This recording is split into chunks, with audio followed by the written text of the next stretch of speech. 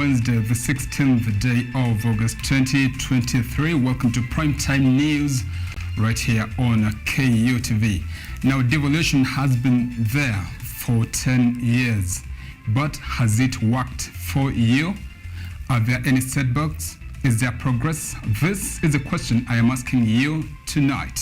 And of course, we have stories on this and many more, including this.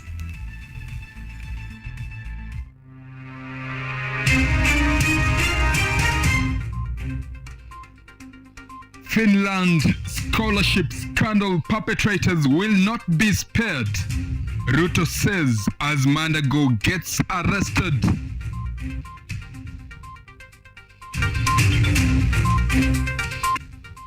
President Ruto officially opens 8th devolution conference, promises timely allocation of funds to counties.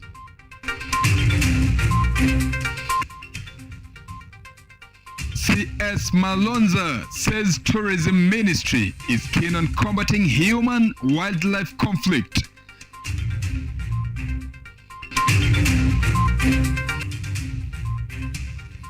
And tonight, Kenyans express mixed reactions in the proposed TikTok ban.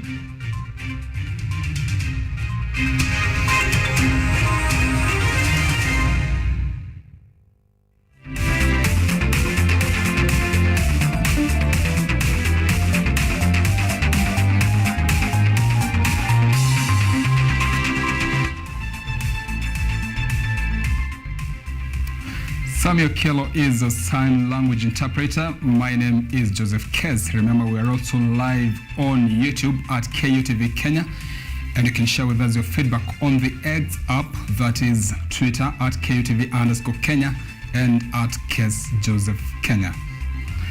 Now, Uasin Gishu County Senator Jackson Mandago has been arrested hours after the Office of the Directorate of Public Prosecution, that is ODPP, ordered for his arrest over the links to Finland's scholarship scandal when he was governor, and that has seen parents and students counting losses. President William Ruto, who was in Uasin Gishu County for the devolution conference, has for the first time commented on the saga, saying that those found culpable will be held accountable. Ann Odida unpacks what is entailed in the Finland scholarship scandal in this report. President William Ruto has broken his silence over the Finland and Canada scholarship scandal in Uasin Gishu County that saw parents lose millions in savings in a scholarship scheme that will then result into demonstrations in the county. The president has said that individuals found culpable of embezzling funds from parents and students must take responsibility for their actions and that they will be held accountable. At the same time, the head of state has assured that he will step in to financially support the affected students upon the completion of the ongoing investigations into the saga. Sasa mambo ya uchunguzi inaendelea. Wale wote, kama kuna mtu alikula hiyo pesa, ajipange kulipa mapema ama ataingia mtabani. Just hours after an arrest warrant was issued after he failed to show up in court for plea taking, the former Uasin Gishu County Governor and now Senator Jackson Mandago has been arrested in Eldoret for allegations of mismanagement of over 1 billion Kenya shillings that was collected from parents to fund their children's education in Finland and Canada. Months later, after concerns raised by the prospective students and their parents, the Directorate of Criminal Investigations DCI on July 14 commenced an investigation into the allegations of fraud involving the scholarship program that was spearheaded by the Uasin Gishu County government. The Ethics and Anti-Corruption Commission EACC is also conducting investigations into the allegations of embezzlement of over 837 million Kenya shillings by officials of the Uasin Gishu County government, putting its concentration on investigating a 57,538,429 Kenya shillings withdrawn locally by Uasin Gishu County officials appointed to manage the fund. The Office of Directorate of Public Prosecution had also ordered for the arrest of Mandago alongside Mesha Krono, Joseph Maritim and Joshua Lele of conspiring to steal 1.1 billion Kenya shillings from a Kenya commercial bank account in Eldoret, registered under the Uasin Gishu Education Trust Fund, which was meant for overseas university fees for students participating in the Uasin Gishu County Overseas Education Program. The scandal came to light early this year when parents of students who had been awarded scholarship to study in Finland complained that their children risk being deported after accruing tuition fees. Some students were forced to return back to Kenya after the situation worsened. Arno Dida, KUTV. Now, the EVE Devolution Conference enters day 2 in Eldoret Sports Club, with President William Ruto officially opening the event themed 10 years of devolution, the present and future. The conference, which will continue for the next 3 days, aims at reflecting on the last 10 years of devolution, as well as explore stronger methodologies to enhance service delivery in the 47 counties, as our reporter Charles Kirobi tells. The 8th Devolution Conference, which officially marks 10 years since the introduction of a devolved government, was officially opened by President Ruto, with the day beginning with planting of trees in efforts to support President's vision of growing 15 billion trees by 2032. President Ruto has commended the progress made since adoption of devolution in various sectors such as trade and agriculture in the counties, while also pledging to support the county's government and also ensure timely allocation of funds from the national government. We pledge to implement a framework that ensures national agencies carry out devolved or shared mandates, operate a funding followed functions principle with respect to devolved functions, which I have said we will roll out in the next 2 months. Additionally, we promise to support county governments in improving their capacity to generate their own income and reduce over-reliance of transfers from the national government. Additionally, the head of state has also addressed the challenges that have risen in the last decade of devolution, such as power angles, where he has called for change from the leaders. Any person implicated in the loss of public funds, whether in the national or devolved government, must encounter the punitive consequences of their action in full. I expect the agencies concerned to move with speed and attend to the many cases of corruption that are festering in many counties. The chairperson of the Council of Governors, Anwai Guru, has also applauded the devolution government, saying that the last 1 decade has been successful. However, she has raised an issue to the president, requesting for the county assembly to receive full autonomy from county government to avoid back and forth. In the wisdom of hindsight and experience, we should accord county assemblies their rightful place as the load-bearing beams and the pivoting pillars in our development objectives. In attendance was also the United States Ambassador to Kenya, Megan Whitman, who applauded the country's skilled workforce, saying it is among the best globally, hence Kenya's high potential in attracting investors who will in turn create more job opportunities for young people across the counties. Kenya must have a consistent, transparent, and fairly administered national tax policy to attract and retain foreign direct investment and accelerate economic development.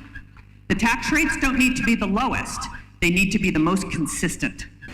The devolution conference is expected to birth more effective strategies to enhance service delivery in various sectors such as health and agriculture to the counties. Charles Kirubi, KUTV. Right, we are taking a short break here on Primetime News. Remember, we still have plenty more ahead, including devolution setbacks and also a motion in the National Assembly to embed the National Dialogue Committee into law. We'll be back with more. Stay with us.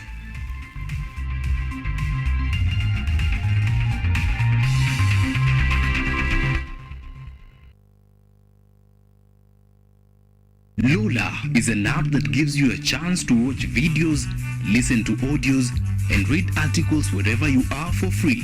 Motivational stories, dramas, campus life, technology, lifestyle, adventure, sports, academics, jobs, entertainment, and more. Download Lola now on Play Store. All you need, you got Lola. Immunization is the process where a person is protected from illnesses through vaccination. Immunization saves lives and also prevents various illnesses. Immunization is going to boost our immune system, and through this we are going to have a healthy community or a healthy nation.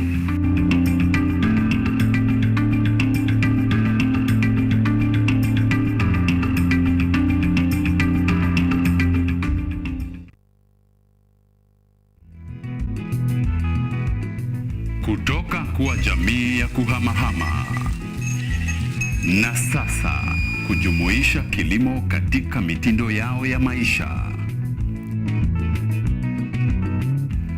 Kwenye toleo la kaunti ya Narok, hii ni Boresha Kilimo, kwani afya bora ni kilimo bora. Kwani kilimo ndicho huboresha maisha.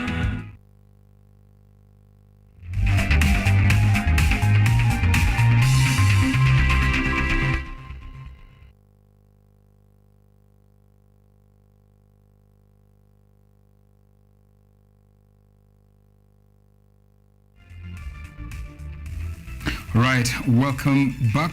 Let us continue with the broadcast.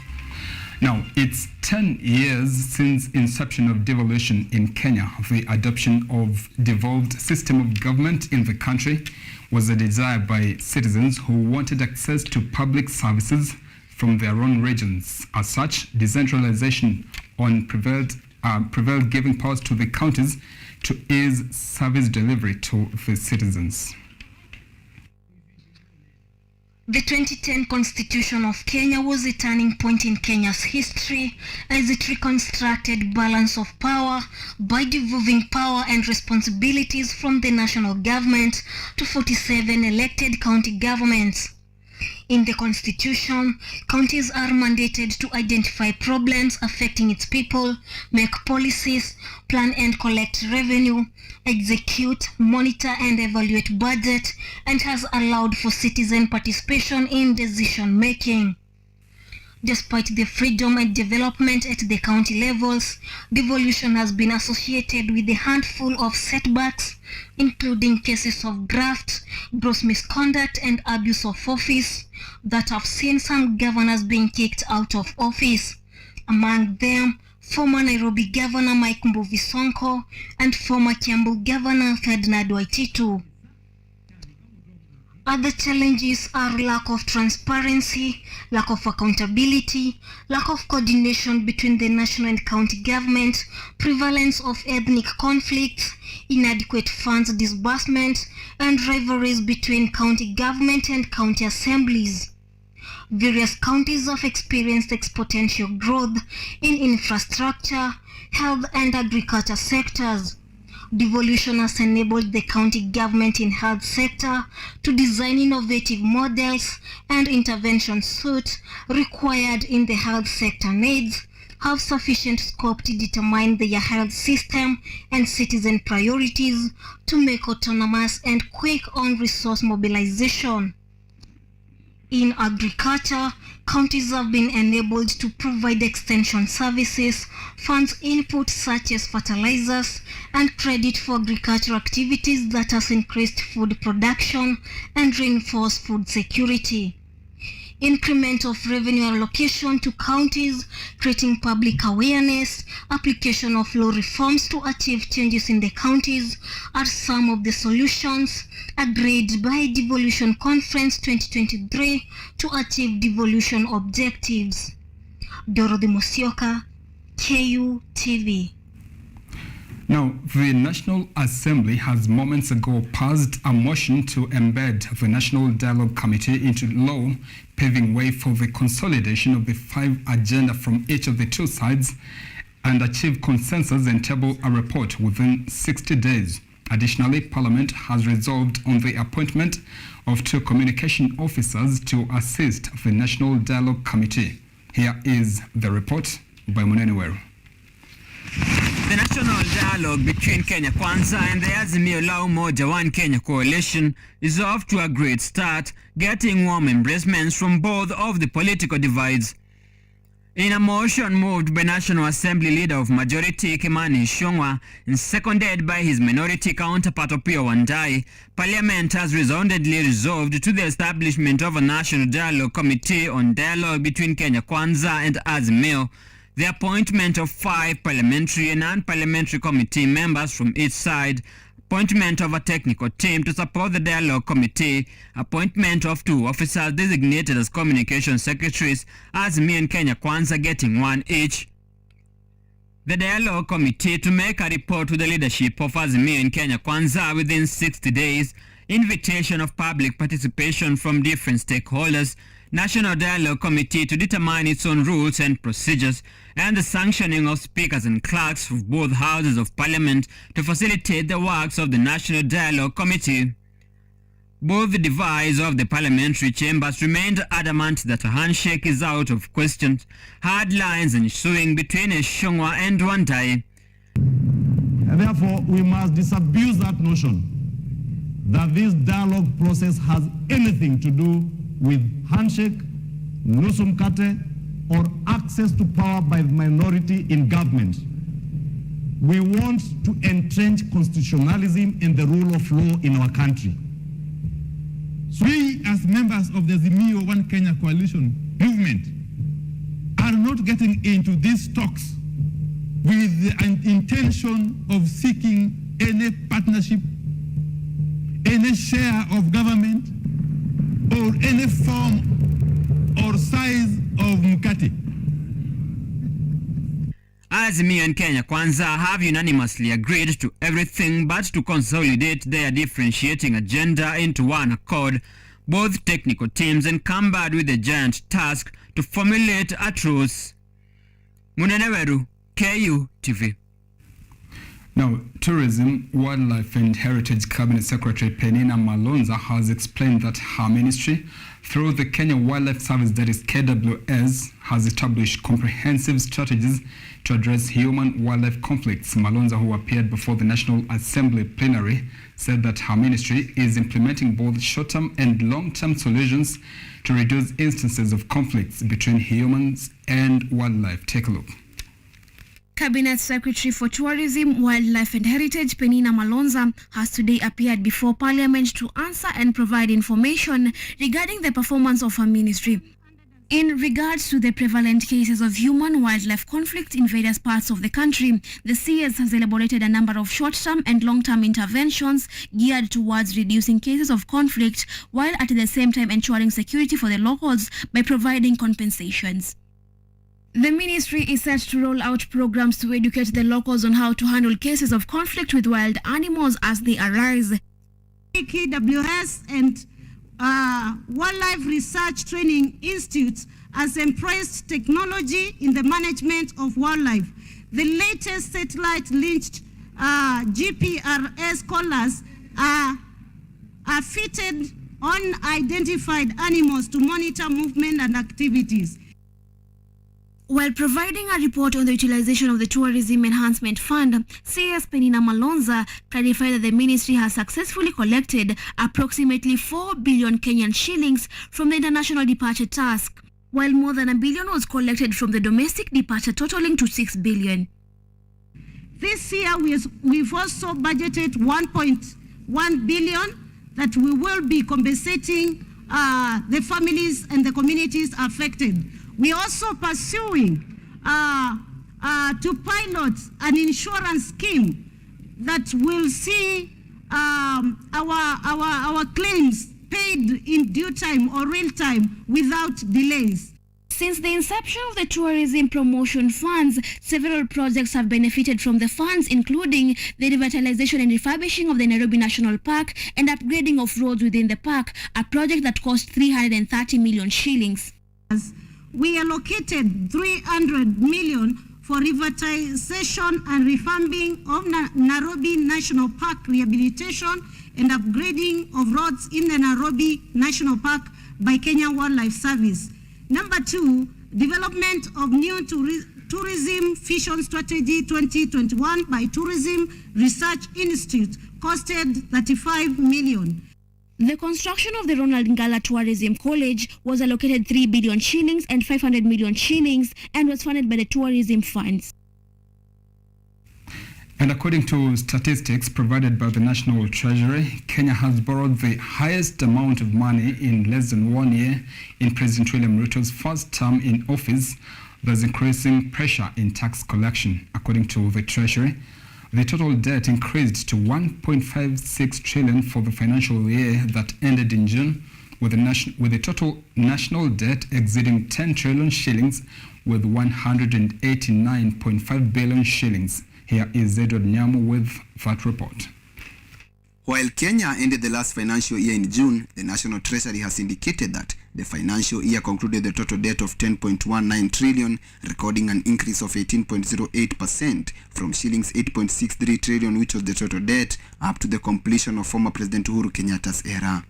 In the first year of President William Ruto, the national debt increased by 128.3 billion in the first 9 months of the financial year that ended this June, contrary to President Ruto's statement that his government will reduce the number of money borrowed from foreign donors.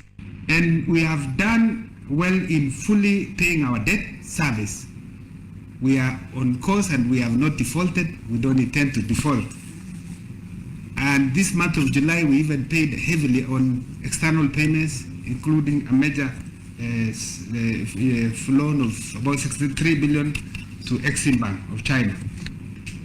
Given the challenges of mobilization, we had an unfunded amount of about 77 billion that forms pending bills, which CS has given a directive that it becomes first charge of every accounting officer.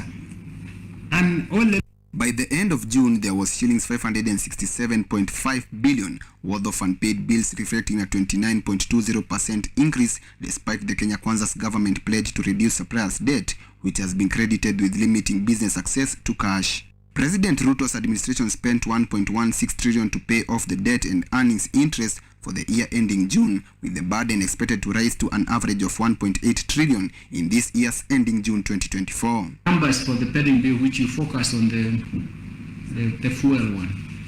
When this government took over, the subsidy was, let me say, the numbers, we realize that actually, until they are verified, and that's what our law says, there's no way we can, but we want to stop this. But while state corporations are responsible for paying 443.6 billion of the outstanding invoices, approximately shillings 123.9 billion, or little more than 1/5 of the supplier's debt, is owed by ministries, state departments, and other government bodies.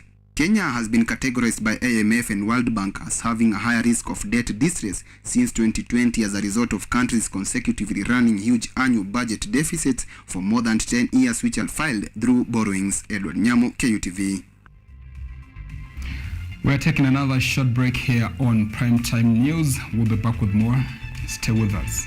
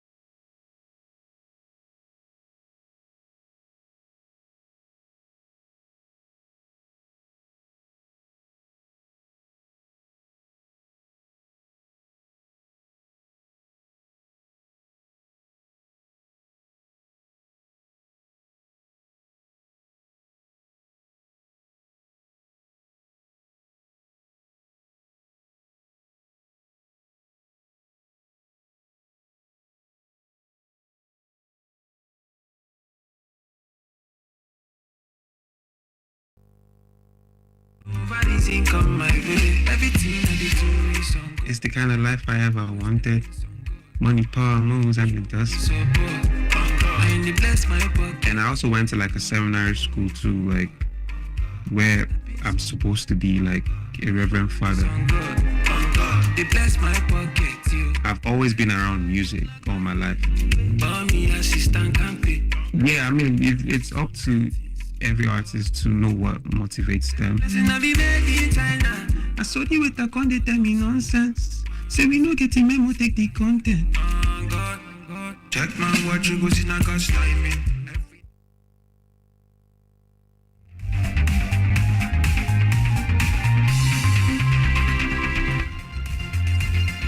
Welcome back.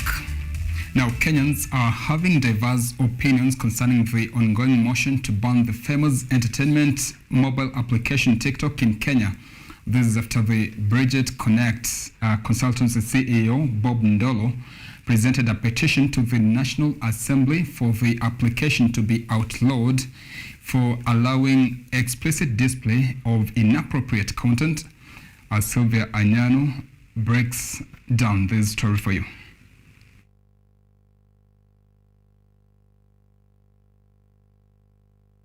A petition to the National Assembly by the Bridget Connect consultancy CEO Bob Ndolo to ban TikTok in Kenya has elicited mixed reactions from Kenyans who are having different opinions on the impact brought about by the use of TikTok.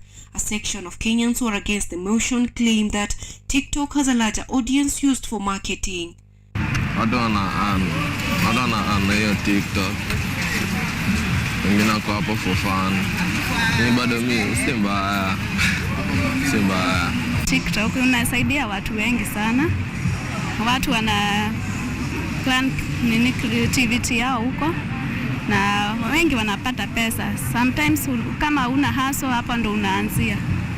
Unaendelea kidogo kidogo na unakuwa mtu anakuwa progressive hivyo. There are those who support the motion proposing that TikTok should be banned immediately, pointing out the explicit sexual content contributing to erosion of cultural and religious morals. According to Patrick Ikula, a resident of Nairobi County, TikTok is a threat to the country's productivity, especially when the youth have all their hope and energy directed to the application as their source of income. Zimefanya vijana wakue useless kabisa. Watu wanataka kutafuta pesa wakiwa kwa nyumba, hawataki kutoka wafanya. Sasa wakipata pesa through vitu kama hizo, hizi nyumba zitajengwa na nani? Hii barabara zitajengwa na nani? Hizo vitu siwekwe kando, tuingie kwa ile majob tulikuwa tunafanyaka tukiwa kitambo, unafanya na mikono yako, si vitu za simu. Simu imeleta mambo mingi sana. Mimi hata nataka ifungwe kabisa, na ifungwe hata WhatsApp na Facebook zifungwe kabisa. Out of the many concerns with the social media app sensation, Kenyans are proposing for the development of a regulatory body that will manage use of TikTok and the content being aired to the public. Kulingana na mimi niwatafutie TikTok management buzz ili waweze kutoa hao watu wakiona wanaitoa. Unaona? I think kuna some apps ambazo zinatoa. Ukiweka kitu ambaye sio nzuri unatoa, lakini kama ni mzuri unaiacha tu. Kenya potentially becomes the latest to crack a whip on TikTok, taking after Australia, Belgium, Canada, Denmark and India following public outrage. The petition is however still in the National Assembly for verdict to be issued in 60 days. Kenyans are having diverse opinion on the petition presented by Bob Ndolo in the National Assembly that is meant to ban TikTok from being used in Kenya. However, the fate of TikTok being used depends on the motion that is ongoing in the National Assembly. Anyango Sylvia, KUTV.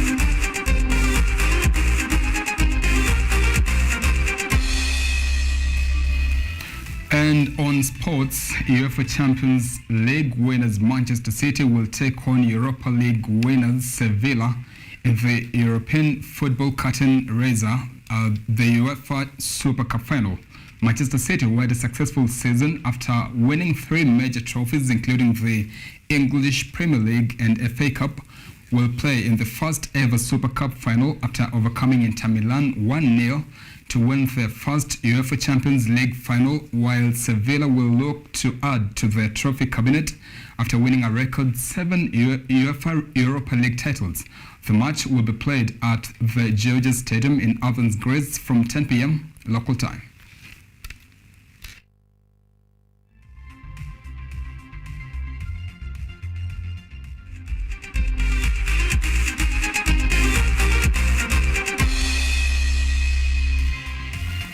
Well, that brings us to the end of our broadcast tonight. Thank you so much for being a part of it. Our sign language interpreter has been Sami Okello. My name is Joseph Kez. Until we meet again next time, enjoy the rest of your week and have a good night.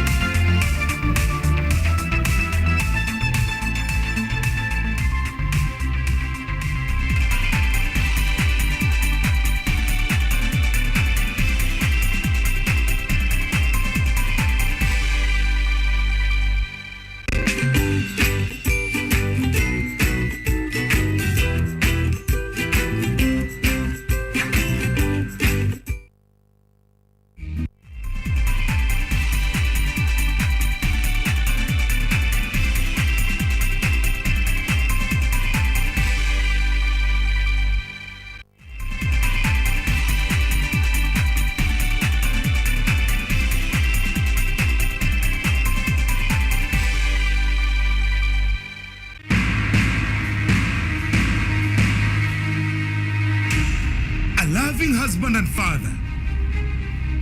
Nothing is too good for my daughter. An ambitious business. Also, in Zimbabwe, President Emerson Mnangagwa is facing 10 candidates at the polls next week. With 3/4 of the population under the age of 34, will Zimbabwe's youth decide this election? In the next half hour, we'll bring you reporting and analysis. Straight Talk Africa starts now.